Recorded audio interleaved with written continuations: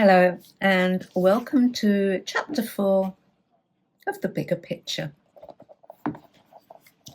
Messages from Spirit. So, these people from the church seem to be saying that when you die, the body dies and eventually ceases to be, but the essence that is you, your spirit or your soul, lives on and goes to heaven.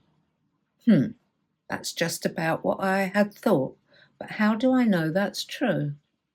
Well, this is where mediums come into play. The mediums claim they can talk to the spirits of dead people. Well, okay, but how do they do that then? I learned that there were two types of medium. The natural ones who have the gift of communicating with the dead from birth, and those who train to become a medium. They tune in to a different frequency, much like turning the dial on a radio. And hey presto, a connection is made. But what about all of the crap messages I've heard given out? What about those mediums that roll out what seem to be stock phrases like, "I've got your mother here," when the recipient is 90 herself, and she sends you her love and says she's well? Oh, come on, please. Of course that's what the recipient wants to hear. We all want to know that our loved ones are safe and well and that they still love us. So, is mediumship just capitalizing on people's grief?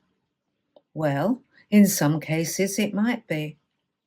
But at the spiritualist churches, the mediums usually only get paid travel expenses. They are people who turn out week after week in all weathers to deliver messages from the dead for little or no reward. Would you want to do that? I know I wouldn't. Over many years, I've come to understand that being a medium is bloody hard work. In most cases, they didn't choose to become mediums. They were drawn to it.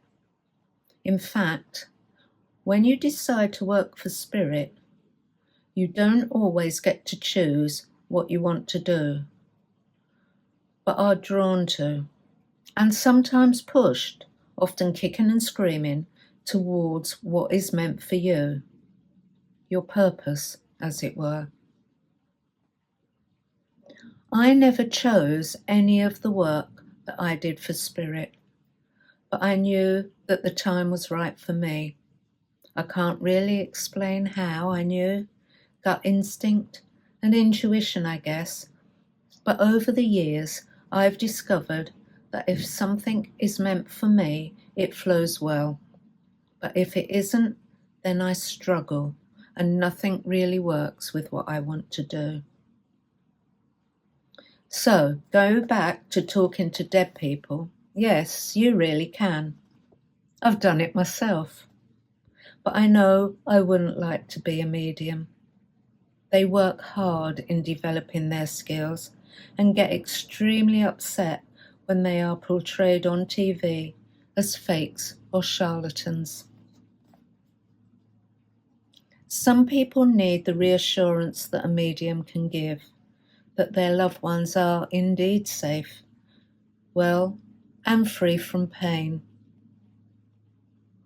If they go into a spiritualist church, they're not being exploited or ripped off.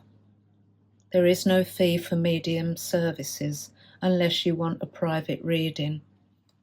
Like any church, it's individual choice if and how much you donate in the collection box. I used to love going to the spiritualist church and listening to the messages, but for me, it was the hook that got me delving deeper into spirituality. See you in the next chapter.